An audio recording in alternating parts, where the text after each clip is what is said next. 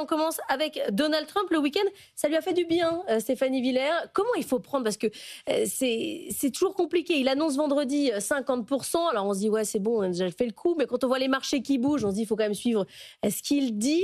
Comment il faut analyser les prises de parole de Trump? Déjà, c'est compliqué de l'analyser, mais on a l'impression que là, c'est vraiment un coup de sang. Ça lui a pris comme ça, sans réfléchir. Il annonce 50%. Au 1er juin. Donc déjà, il se dédie par rapport à ses premières annonces, qui étaient des droits de douane de 10% jusqu'au 9 juillet. Donc ça, bon, a priori, personne ne pouvait y croire à ces 50% de supplémentaires en une semaine. Non pas parce que l'Europe avait quelque chose à craindre, mais c'est juste parce que je considère que les États-Unis ne peuvent pas absorber en réalité ces droits de douane. Un tel niveau de droits de douane, on voit déjà que les entreprises qui exportent vis-à-vis des États-Unis ont tendance à répercuter la hausse des droits de douane sur le prix final. Donc augmenter des droits de douane à telle hauteur, c'était mettre l'économie américaine en récession. Donc il faut arrêter de craindre en fait ces annonces, et je pense même que les marchés financiers commencent déjà aussi. Oui, on a perdu 1,5%. Voilà, on n'est pas dans une chute vertigineuse. Ils se disent maintenant, il prend le risque, on l'écoute même plus en fait en réalité. Il faut aboutir effectivement à un accord. Je pense que Ursula von der Leyen a eu raison de dire attendez, on va essayer de calmer le jeu et être professionnel et essayer de trouver un accord. De bonne compagnie. Voilà.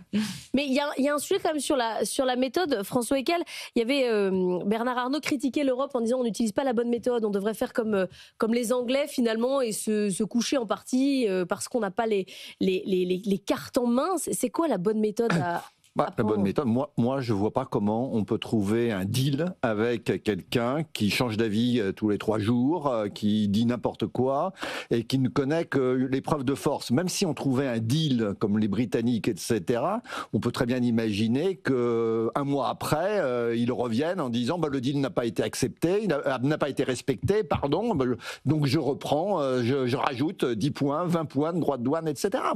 Donc non, il faut rien céder, il y a rien à céder. Comme l'a dit Stéphanie de Villiers, finalement, l'enjeu économique est plus important pour les États-Unis que pour le reste du monde. C'est eux, toutes les études économiques montrent que, en termes d'activité, c'est eux qui finalement ont le plus à perdre dans cette histoire, notamment parce que les consommateurs américains auront à payer très cher ces droits de douane. Donc, il faut résister, il faut se préparer à prendre des contre-sanctions, pas trop élevées. Il ne s'agit pas de monter les enchères au même niveau. Donc des contre-sanctions, pas forcément des contre-sanctions comme on l'imagine parfois ciblées sur des produits fabriqués dans des États charnières, etc.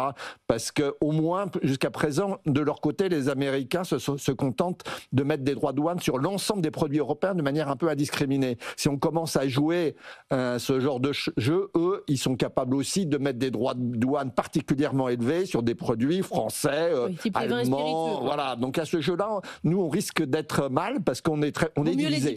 L'Europe est divisée. Donc ce qui est très bien, c'est que la discussion ait lieu avec la Commission européenne, qu'on reste unis derrière la Commission européenne parce qu'on peut très très facilement se diviser. Voilà. Donc il faut continuer comme ça. Et puis on espère. Il risque finalement d'appliquer des droits de douane élevés, ça risque de coûter très cher en effet, mais je vois pas comment on peut faire autrement et il faut pas céder en tout cas. En même temps, remplir sa caisse de droits de douane, ça fait partie de sa stratégie pour pouvoir faire des baisses d'impôts et tenir son budget, Olivier Babot. Donc, Exactement, il y a quand même une ambiguïté depuis le début, on n'est pas tout à fait sûr du point d'arrivée. On sait très bien, donc il y a une espèce de politique de stop and go, et c'est vrai qu'on a l'impression que la seule fois où il ne change pas d'avis, c'est quand il dort. Donc en fait, le seul moment où l'actu se calme un peu, c'est quand c'est la nuit aux États-Unis. Nous, on peut dire, il n'y a pas de nouveauté, mais enfin, dès le matin, ça y est, ça repart. Et en plus, il y a quelque chose d'un peu bizarre. C'est comme si vous jouiez à un jeu contre quelqu'un, mais ce quelqu'un fait lui-même les règles et donc il est capable de changer en cours de route pour gagner. Donc j'ai jamais dit ça, mais non, finalement on va faire comme ça. Donc évidemment on est un petit peu perdu. À la fois on peut s'imaginer que c'est une stratégie assez courante où il va montrer beaucoup les muscles, tout ce qu'il a théorisé dans son art du deal, et donc pour essayer d'avoir quelque chose, sachant bien qu'il finira par atterrir sur quelque chose de beaucoup plus modeste. Donc c'est vrai que sur les 50%, personne n'y croyait vraiment. On pensait que ça allait changer, ça a changé assez rapidement. Et à la fois c'est vrai que dans sa politique intérieure, il a dit il veut changer de l'IRS à l'IRS, oui. c'est-à-dire l'external revenue en fait. Et donc il compte vraiment, il a l'air de compter pour pouvoir financer des baisses d'impôts. Et d'ailleurs, il y a de toute façon aussi le problème de déficit qu'on connaît, qui est évidemment abyssal. Pour financer ces baisses d'impôts, il a l'air de compter sur ses revenus des droits de douane. Alors, il n'a pas très bien expliqué à ses électeurs que les droits de douane ne sont pas payés par les entreprises, elles ne sont pas payées par les pays extérieurs, c'est payé par le consommateur. Et je crois d'ailleurs que c'est le seul truc qui pourrait vraiment arrêter Donald Trump, c'est des formes d'inflation, parce que là, pour le coup, les seuls gens qui le craignent vraiment, c'est ses électeurs. Et l'inflation, ça ils n'aiment pas du tout. Mais justement, pour Stéphanie Villers, pour que ça rentre dans les caisses, Scott Bessent, il parle d'une sorte de courbe de l'affaire des droits de douane, c'est-à-dire qu'il ne faut pas qu'il aille trop loin en termes de niveau, et on estime que c'est entre 10 et 20% le niveau moyen, où ça permet de faire rentrer quand même des droits de douane dans les caisses sans stopper l'économie, quoi. Ça fait partie quand même de son modèle économique pour les années à venir. Oui, mais en fait, en réalité, ça ne fonctionne pas, son modèle, parce que les rentrées fiscales ne vont pas compenser les baisses d'impôts. Et il y a déjà un déficit public abyssal aux États-Unis depuis quelques années. On est à plus de 6%. Donc, on va rajouter du déficit à du déficit déjà structurel. Et avoir des déficits, ça explique. On comprend que derrière, il faut financer en fait la dette. Ça veut dire les États-Unis sont obligés d'emprunter pour financer leur modèle. Et là, ça va être la question de est-ce que les investisseurs étrangers notamment sont d'accord pour financer le modèle. Il y a une adjudication qui s'est mal passée la semaine dernière, ou qui n'était pas au niveau et c'est au-delà de ça. La Federal Reserve, la Banque centrale américaine, est quand même en train d'agir depuis un peu en silence, si vous voulez, mais elle fait un espèce de quantitative easing larvé. Pourquoi depuis le début de ces 2 derniers mois, elle a mis 50 milliards pour acheter les bons du Trésor. Je vous rappelle que sa mécanique, c'était plutôt de baisser son bilan pour arrêter en fait ce qu'elle avait mis en place à partir de la période Covid. Là, en fait, ça reste quand même modéré sur son bilan. C'est pas véritablement lisible. Mais qu'est-ce qu'on voit ? Elle achète des bons du Trésor. Elle achète en fait sur le long terme pour pouvoir baisser la pression sur les taux longs, et elle s'allège sur les achats sur le court. Mais véritablement, elle est en train d'actionner son levier possible pour essayer de limiter la casse. C'est bel et bien. Ça signifie bien qu'il y a une tension en fait sur les marchés obligataires. Ça signifie que les investisseurs se retirent du marché, même s'il y a du spéculatif. Et c'est ça qu'il faut regarder. C'est-à-dire que les investisseurs savent très bien ce que fait actuellement la Banque centrale américaine. Ça les rassure quand même, savoir que la Fed est là, mais jusqu'à quel point ? Et à un moment, en fait, moi, je pense qu'il y a un risque véritablement de crise de la dette sur la dette américaine. Parce qu'à un moment donné, il y a trop de dettes aussi sur les marchés. Il y a aussi toute la dette européenne. Je finis mon point. Rappelez-vous ce qui s'est passé avec Liz Truss. Quand elle annonce des baisses massives d'impôts, voilà ce que ça a fait. Je veux dire, les États-Unis vivent totalement à crédit, que ce soit l'État, les entreprises et les ménages. Jusqu'à quel niveau les investisseurs vont être d'accord pour financer ce modèle ? Le juge de paix, c'est les taux obligataires, François Hickel. Oui. Et pour un pays qui emprunte dans sa propre monnaie, ce qui n'est pas le cas dans la zone euro, puisqu'on a une monnaie partagée, le risque en effet, c'est celui d'une montée des taux d'intérêt et d'une dépréciation de la monnaie aussi. Les deux jouant en même temps, on ne sait jamais très bien si c'est plus l'un ou plus l'autre, mais donc dans les deux cas, soit ça veut dire des taux d'intérêt plus élevés, donc moins d'investissement, plus de difficultés d'investissement de financement des investissements pour les entreprises, soit c'est une dépréciation du change, ce qui est voulu apparemment, souhaité par certains économistes proches de Trump, mais ce qu'ils oublient de dire aussi, c'est comme pour les droits de douane, c'est quand une monnaie se déprécie, le prix des importations augmente, donc c'est finalement payé par une baisse de pouvoir d'achat pour les consommateurs. Donc c'est payé aussi par les consommateurs. On oublie de le leur dire aux Américains. Il dit sur Wall Street qu'il s'en fiche, que ça n'a pas d'impact. Il y a quand même 30% des particuliers américains qui ont leur retraite indexée sur les actions américaines. C'est-à-dire que il ne peut pas non plus complètement faire comme si c'était abstraction du marché américain. Non, c'est d'ailleurs pour ça qu'il a reculé sur les droits de douane dans un premier temps. Ouais. Et il risque de continuer à reculer. C'est pour ça que moi je répète, il faut rien céder, il faut attendre, qu'il se calme. Donc, Mais est-ce qu'il faut faire une stratégie à la chinoise ? C'est-à-dire dire je réponds mais un peu moins. Alors, nous, on a choisi l'Europe depuis le début de ne pas faire ça du tout. Je pense qu'on a quand même eu raison. On n'a pas les moyens de la Chine en termes de négociation. Et peut-être que ça aurait quand même provoqué aussi la désunion hein, dont parlait François. Je crois qu'on a eu raison d'avoir peut-être une posture d'adulte, disons, dans cette discussion. Il y a au moins un adulte dans la pièce. Et donc en disant, bon, voyons, buvons frais, calmons-nous, il faut réfléchir, on prend du temps. Et finalement, c'est pas mal parce que lui, ça lui permet de temps en temps de se calmer, de passer à autre chose. Et en même temps, écoutez, dernière nouvelle, donc là où on en est aujourd'hui, mais peut-être que dans 2 heures, ça aura changé. Mais Donald Trump a dit, voilà, il y a eu un bon coup de fil avec Ursula von der Leyen. Donc ça, c'est mais le déjà dimanche pas mal. soir, quand il rentre de week-end, il est extrêmement prolifique. Mais je ne sais pas du tout lundi soir où on en sera de ce point de vue. Mais enfin, ça veut dire que quand même, on a l'impression qu'on est quand même bien orienté. Et puis, est-ce que c'est aussi pour nous, c'est vrai, le wake-up call, n'est-ce pas, le réveil pour l'Europe, pour se dire enfin, parlons d'une seule voix, soyons plus efficaces, essayons de se rendre compte que le monde est quand même beaucoup plus cruel qu'on ne le pensait, y compris chez des gens dont on a pensé qu'ils étaient nos alliés indéfectibles pour toujours. Et donc, il faut qu'on s'organise mieux. Alors, est-ce qu'on en tire les conclusions? Il y a toujours ce fameux rapport Draghi qui date de quoi? Du mois de septembre. Tout le monde a dit oui, c'est formidable, c'est merveilleux, il faut absolument qu'on fasse ça. On a sorti même un truc qui s'appelle la boussole, où vraiment il fallait tout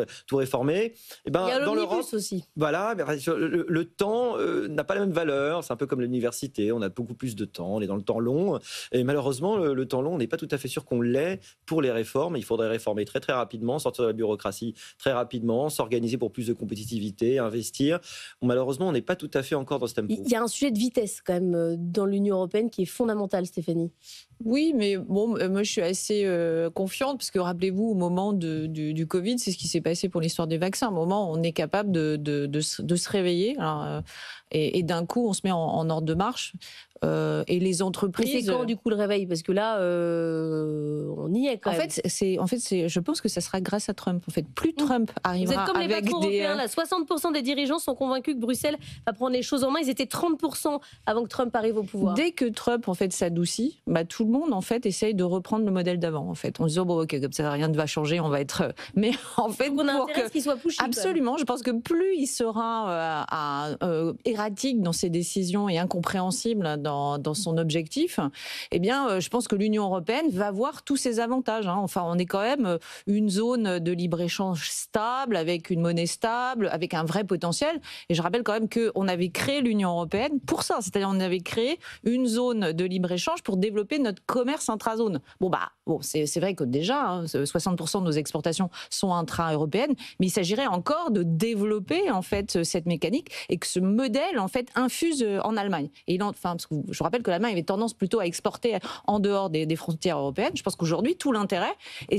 j'ai l'impression que c'est quand même en ordre de marche, l'Allemagne est en train de regarder l'Europe, en disant finalement l'Europe, c'est quand même un marché à exploiter encore. Oui, mais notre consommateur européen, parce que si on est allé chercher la croissance aux US, c'est parce que le consommateur américain, il achète, il s'endette, etc. Nous, on a un consommateur européen qui fait des petites noisettes, quoi. Et donc, du coup, c'est pas la même dynamique de croissance. Est-ce qu'on peut passer de la croissance américaine à la croissance européenne? On n'est pas la même dynamique, mais bon, on a quand même des atouts, en effet, en Europe. Enfin, le marché américain, alors je ne sais pas quel est ce que représente, j'ai plus en tête ce que représente exactement le marché américain dans l'activité européenne, mais c'est pas énorme. Non, c'est la raison pour laquelle, d'ailleurs, finalement, ces droits de douane, ça va coûter très cher à des entreprises et à des secteurs particuliers. Ça dépend des secteurs. Oui, ça dépend. On leur vend des voitures, on leur achète des cognac, enfin voilà, il y a des produits emblématiques comme ça, mais globalement ça va pas nous coûter très très cher. Donc et on a il y a d'autres pays où on peut exporter. On a d'autres problèmes en Europe. On a un problème énergétique, ça c'est du côté de l'Allemagne. On a un problème aussi du côté de la Chine. Il n'y a pas que le problème américain.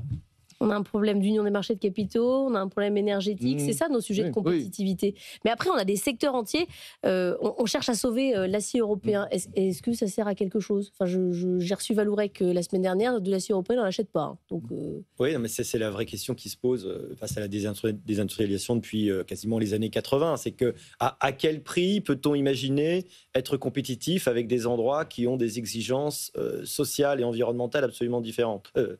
Ça paraît évident évidemment insolubles. Alors il y a au moins 2 types de solutions. En tout cas, il y a une solution, un espoir. La solution, c'est d'abord quand même des espèces de clauses où on va imposer le même niveau de normes. On ne peut pas à la fois avoir des normes extrêmement draconiennes chez nous et puis importer massivement, d'ailleurs c'est le même problème pour l'agriculture, des produits qui ont des normes complètement différentes. À un moment donné, il faut essayer de faire une forme d'uniformisation. Et la deuxième chose, c'est quand même l'espoir que l'industrie d'aujourd'hui n'a pas les mêmes ressorts que l'industrie d'hier. Quand on a perdu le textile dans les années 80 et que ça a complètement dévasté, en particulier le nord du pays, c'était parce que, évidemment, les coûts de production, les coûts de main-d'œuvre étaient absolument différents. Aujourd'hui, l'industrie, en fait, elle est beaucoup moins intensive en main-d'œuvre. D'ailleurs, on y est très bien payé. On y est beaucoup mieux payé que la moyenne. L'industrie, c'est de plus en plus des robots. On va de plus en plus vers des usines noires, comme on dit, c'est-à-dire que c'est même plus la peine de mettre la lumière puisqu'il n'y a plus d'êtres humains. Et en réalité, si nous avons le courage d'arriver à créer les conditions pour que ces usines-là se fassent aussi chez nous. C'est-à-dire que l'industrie d'hier n'arrivera pas. En revanche, l'industrie de demain, ça, il y a peut-être un coup à jouer. Ne loupons pas ce tournant pour que ces industries viennent chez nous. Mais c'est pas de l'industrie, vous dites vous, il y a beaucoup d'emplois. Pour le coup, nous avons les infrastructures, l'énergie un peu plus chère qu'ailleurs. Il y a de data center, mais il faut 2 gardiens et c'est pas... il y aura d'autres emplois. J'ai pas dit que c'était une solution à l'emploi, mais en revanche, une solution à l'industrialisation en soi et à la création sur notre sol. C'est bien. Ça, voilà, pour la valeur ajoutée, ça, c'est une solution. Stéphanie? Moi, je pense que c'est une solution pour d'autres emplois. C'est-à-dire qu'à toute révolution technologique, on en a connu, on n'a pas arrêté de la dynamique sur les créations d'emplois. Donc, il y aura... Et là, c'est tout le problème de la formation. C'est-à-dire que c'est passer d'un état 1 à un état 2 plus moderne et plus... il va falloir que la main-d'œuvre soit peu qualifiée, monte en gamme. Mais c'est peut-être plus un problème de long terme qui n'a pas, en Europe, enfin, qui reste un vrai problème structurel, c'est-à-dire qu'on voit les enjeux trop tardivement. C'est-à-dire c'est maintenant, lorsque la Chine nous dit d'ici 2030, moi je serai la première puissance d'intelligence artificielle, 2030 c'est dans 5 ans, et lorsque Trump nous dit je vais mettre 500 milliards dans l'IA, nous, on est toujours un peu à la ramasse, en fait, à la traîne. Il faudrait à la fois, alors qu'on a les moyens. Alors, on sait que, en fait, l'épargne mondiale, elle est générée quand même en Europe. Donc, moi, pour ce faire, je pense que il faut faire un bilan de ce qui s'est passé sur la construction européenne. On voit bien qu'en fait, les États ont tendance à se faire concurrence. L'Allemagne et la France, en fait, il faut se dire la vérité, n'aiment pas travailler ensemble. En fait, mais vous y croyez que demain, on va dire aux Allemands, vous faites tel type de char, nous, on s'occupe des drones, et puis les Italiens, ils vont faire autre chose, et qu'on va réussir à se spécialiser? Mais je ne sais pas si réellement on a d'autres options. En fait, il faut être pragmatique, c'est-à-dire qu'il faut aller vers plus de spécialisation. Et quand on parle de désindustrialisation de l'Europe, l'Allemagne, c'est pas désindustrialisé. Donc, il faut miser là où... Mais il faut être capable d'accepter ça, en fait. C'est-à-dire perdre une part de souveraineté nationale pour la déployer au niveau européen. Mais c'est-à-dire que tout seul, la France face à la Chine et les États-Unis, on peut rien faire en fait en réalité. Donc c'est où on laisse faire et on se fait vassaliser une nouvelle fois, comme on a été par les GAFAM, où on se met en ordre de marche. Et puis il y a quand même dans les domaines clés tels que l'aéronautique, on a su faire créer Airbus. Il faudrait déployer ça sur l'énergie, sur les télécoms. Vous y croyez, François Ekal, au fait qu'on arrive à faire une Europe des diversifications avec chacun sa petite spécialité à la Ricardo? Non. Non, mais en tout cas, je ne crois pas. On en a tous envie, je ne dis pas le contraire. Oui, mais tout dépend de la méthode qu'on utilise. Moi, je ne crois pas qu'on y arrive en procédant de manière centralisée au niveau européen et planifiée, en disant, comme vous dites, l'Italie fera des drones, la France fera des chars, etc. Ça, on n'y arrivera jamais parce que chacun, on voudra toujours plus. On a toujours... Voilà, il y a les règles où j'investis, je veux que ça revienne dans mon pays. En matière militaire, il faut faire jouer la concurrence. C'est-à-dire, il faut que les militaires donnent un cahier des charges en disant, voilà, on a besoin d'un avion de combat futur qui ait telle et telle et telle caractéristique. Maintenant, on ouvre à la concurrence. Peut-être que ça sera Dassault, peut-être que ça sera Saab, peut-être que ça sera je ne sais quel constructeur. Et que le meilleur gagne. Voilà, et que le meilleur gagne. Sinon, si on essaye de le faire de manière planifiée, on n'y est jamais arrivé et on n'y arrivera jamais. Airbus, ça a marché parce qu'on l'a confié à un moment à des entreprises privées. Et Airbus construit des avions parce qu'il a des clients, parce qu'il est meilleur que Boeing. Voilà. Encore 20 Airbus commandés par le Vietnam ce matin. Olivier. Il y a toujours ce drame du fait qu'il n'y a pas de patriotisme européen. C'est-à-dire que peut-être que les gens sont prêts à mourir pour leur patrie. Je crois que les sondages sont surprenants d'ailleurs. On pensait que les jeunes n'étaient plus prêts à aller se battre pour leur patrie, mais en fait, la patrie, ça fonctionne encore pas mal. En revanche, aller mourir pour l'Europe, il y a personne. Et on le voit aussi dans les achats. C'est-à-dire que c'est terrible combien les pays ne sont pas solidaires entre eux. Alors c'est vrai que la France a malheureusement est pas très appréciée en Europe, il faut le dire. On nous aime pas énormément. On n'a pas toujours eu d'ailleurs peut-être la bonne attitude. Mais ce qui fait que on vient pas nous acheter, en particulier en matière de défense. Oui. Ça reste encore beaucoup d'achats à l'extérieur. Ça, c'est quand même extrêmement dommage. Ça crée des dépendances et puis ça fait perdre des marchés. Si on arrivait à créer ce Buy European, cette habitude d'acheter européen, ça nous aiderait aussi quand même précieusement pour développer notre offre et puis une forme de souveraineté. Bon.